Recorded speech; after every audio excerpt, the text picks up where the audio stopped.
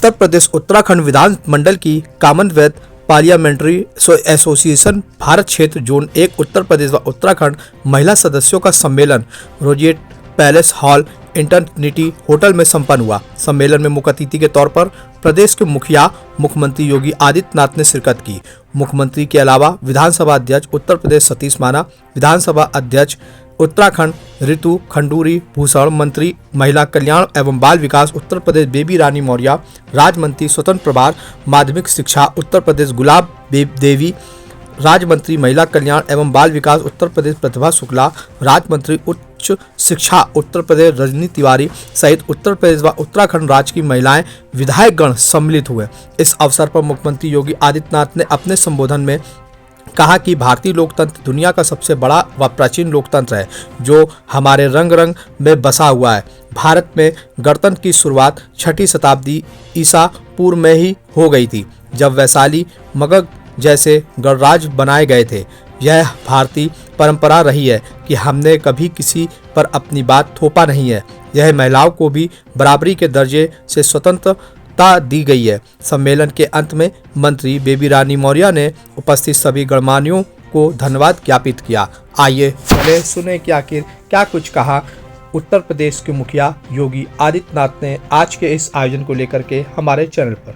उत्तर प्रदेश विधानमंडल से जुड़े हुए हमारे सभी विधानसभा और संसद में जाने वाली हमारी सभी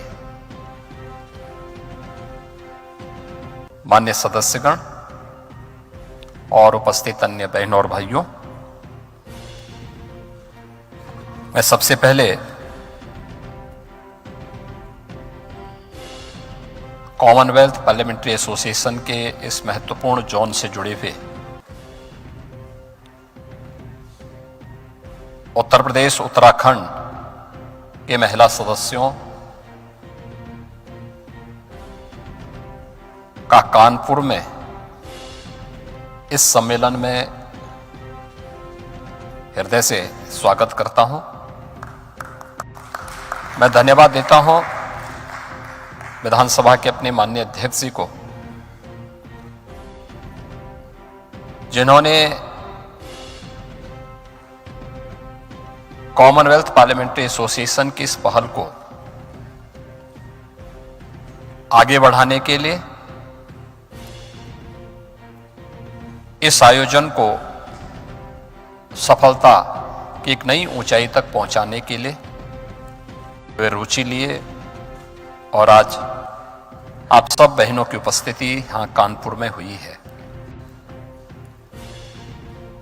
वैसे भी उत्तर प्रदेश विधानसभा पिछले 2.5-3 वर्ष के अंदर अपने इनोवेशन के लिए जानी जा रही है, नए नए प्रयोगों के लिए जानी जा रही है। देश के अंदर किसी भी एक विधानसभा ने ई विधान को लागू किया, उसमें से उत्तर प्रदेश विधानसभा नंबर 1 पर आती है, पहले नंबर पर है, जिसने ई विधान को सफलतापूर्वक लागू करके पेपरलेस विधानसभा भी हो सकती है। पार्लियामेंट्री डेमोक्रेसी में इन बातों को हम केवल देख नहीं समझ, बल्कि वहां पर केवल बोल नहीं सकते बल्कि उसका अनुभव भी कर सकते हैं। उत्तर प्रदेश विधानसभा में, जो देश के अंदर किसी भी राज्य की सबसे बड़ी विधानसभा है, उस विधानसभा में हमें देखने को मिला। सभी माननीय सदस्यगण, महिला सदस्यगण यहां पर आज उपस्थित हुई हैं। यह एक सराहनीय प्रयास है। मैं स्वागत करता हूं उत्तराखंड विधानसभा की माननीय अध्यक्ष श्रीमती ऋतु खंडूरी जी का। उन्होंने अपनी बात को कही यहां पर और बहुत प्रभावी ढंग से उन्होंने अपनी बात कही। उनका पारिवारिक पृष्ठभूमि राष्ट्र के लिए समर्पण की एक पृष्ठभूमि है। उनके पिता उत्तराखंड राज्य के मुख्यमंत्री भी रहे हैं और भारतीय सेना के एक जनरल के रूप में उन्होंने अपनी महत्वपूर्ण सेवा भी देश को दी है। देश के अंदर इंफ्रास्ट्रक्चर का कार्य कैसे होना है, रोड ट्रांसपोर्ट मिनिस्टर के रूप में भी उन्होंने देश को एक नई दिशा दी।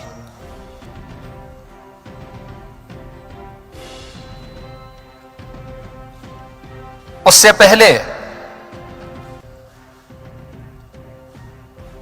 इस परिवार का संबंध उत्तर प्रदेश के पूर्व मुख्यमंत्री स्वर्गीय हेमवती नंदन बहुगुणा, जिन्होंने एक महत्वपूर्ण कालखंड में उत्तर प्रदेश को नेतृत्व दिया था, न केवल उत्तर प्रदेश को बल्कि केंद्रीय मंत्री के रूप में भी वही परिवार की पृष्ठभूमि उनकी है, तो स्वाभाविक रूप से सार्वजनिक जीवन में कार्य कैसे होना है, कैसे हम अपने आप को एक्सपोजर दे सकते हैं अपने कार्यों के माध्यम से, उनके पास अनुभव और विरासत की एक अद्भुत विरासत है, परंपराएं उनके साथ जुड़ी हुई हैं। आप सब यहां पर एकत्र हुए हैं और मैं कह सकता हूं कि दुनिया के अंदर जिन देशों में जो अपने आप को प्रगतिशील देश कहते हैं, तो और उनको यह भी सुविधा दी जा रही है कि अब वो केवल राशन ही नहीं बेचेंगे बल्कि गांव में जो आवश्यकता उन सभी कार्यों को हमने उस पे शराब पे लोग लगाए है या किसी भी मादक पदार्थों पे हमने रोक लगाई है, बाकी अन्य कोई भी सामान जो गांव के लिए उपयोगी है उसको आप बेचिए। तो 1 से 2 लोगों को वहां पे रोजगार प्राप्त हो सकता है। वहीं पे हम लोगों ने कहा कि एक आप सेंटर, कन्वेंशन सेंटर तैयार करिए, ग्राम निधि के पैसे से या सरकार से पैसे की डिमांड करिए, उससे जिससे गांव के सार्वजनिक कार्यक्रम, शादी ब्याह के कार्यक्रम है, मांगलिक कार्यक्रम है या कोई भी अन्य कार्यक्रम होने हैं, सार्वजनिक कार्यक्रम होने हैं, उसके लिए वहां पर यह सुविधा उपलब्ध हो सके। कम से कम 2 लोगों को उस पर यूजर चार्ज दीजिए आप, कम से कम यूजर चार्ज 2 लोगों को वहां रोजगार प्राप्त हो सकता है। एक सुलभ शौचालय भी है उसी कैंपस में, एक महिला वहां भी काम करती है, यानी एक गांव कम से कम 5 से लेकर 7 रोजगार उपलब्ध करा सकता है। क्या हम महिला स्वयंसेवी समूह को जागरूक करके कहीं ड्रोन दीदी का, कहीं वीसी सखी का, कहीं पे कोई अन्य कार्यों के माध्यम से भी उस एक ग्राम पंचायत को स्वावलंबी ग्राम पंचायत बना देंगे तो बाकी लोग उसका उदाहरण प्रस्तुत कर लेंगे। अगल बगल के गांव उससे सीखेंगे, देखेंगे। शुरुआत एक से होगी लेकिन वह उदाहरण अन्य सबों के लिए होगा। एक साथ सबको छेड़ने के बजाय एक जगह से हम प्रयास प्रारंभ करेंगे कि वो आदर्श गांव बना, आदर्श गांव के उदाहरण को फिर अन्य लोग भी उसको उतारें। सरकार और समाज जब जुड़ेगी तब एक आदर्श मॉडल हम बनाने में सफल हो पाएंगे और आपका यह कार्य आपको एक नई पहचान दिलाएगा, आपकी इस विधायिका की यात्रा को शानदार बनाएगा, स्मरणीय बनाएगा। याद रखना, कार्यकाल इस मायने में महत्व नहीं रखता है कि कितने लंबे समय तक आप इस क्षेत्र में कार्य कर रहे हैं। महत्वपूर्ण यह होगा कि कितने समय के लिए और कितने प्रभावी तरीके से, यानी जो समय मिला है उसमें कितने प्रभावी तरीके से आपने अपनी छाप को विधायिका के इस मंच का उपयोग करते हुए छोड़ी है, वह अत्यंत महत्वपूर्ण होगा। आप एक विधानसभा में प्रतिनिधित्व दे रहे हैं। विधानसभा में प्रतिनिधित्व का मतलब उत्तर प्रदेश की दृष्टि से अगर मैं देखूंगा तो ये मान करके चलिए कि लगभग 6 से 7 लाख की आबादी को आप प्रतिनिधित्व दे रहे हैं, यानी 6 से 7 लाख की आबादी में आप अकेले हैं जो नेतृत्व दे रहे हैं। आपको उतनी जनता ने नेतृत्व दिया है, उत्तराखंड की दृष्टि से मैं देखूंगा तो ये मान के चलिए कि 4 लाख 3 से साढ़े यानी 3 से 4 लाख की आबादी को नेतृत्व वहां पर वे दे रहे हैं। उतने लोगों ने उन्हें चुना है, उनकी भावनाएं उसके साथ जुड़ी हुई हैं।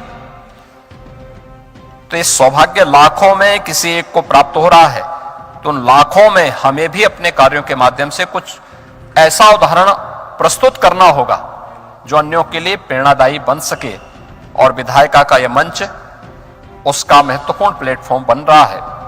मुझे विश्वास है कि प्रभावी उपस्थिति और प्रभावी आपकी उपस्थिति विधायिका में तभी हो पाएगी जब हम लोग न केवल सदन में उन मुद्दों को जो कॉमन मैन से जुड़े हुए हैं, जमीन से जुड़े हुए हैं, कम शब्दों में प्रभावी ढंग से अगर हम वहां पे रख पाते हैं तो वह उतना ही सार्थक होता है।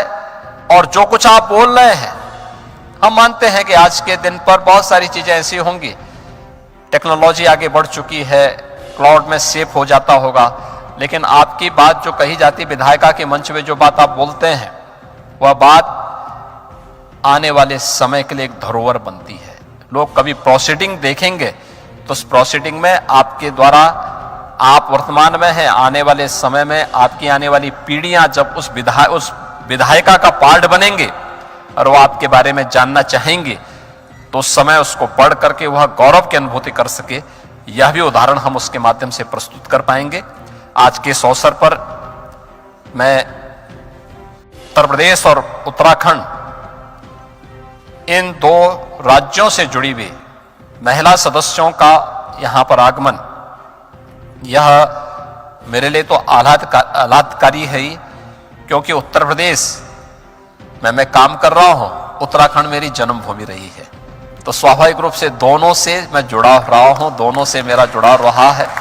तो मैं इस अवसर पर एक बार फिर से आपका हृदय से अभिनंदन करता हूं और इस पूरे जो कॉन्क्लेव आपकी चल रही है इसके प्रति अपनी शुभकामनाएं देता हूं। धन्यवाद। जय हिंद।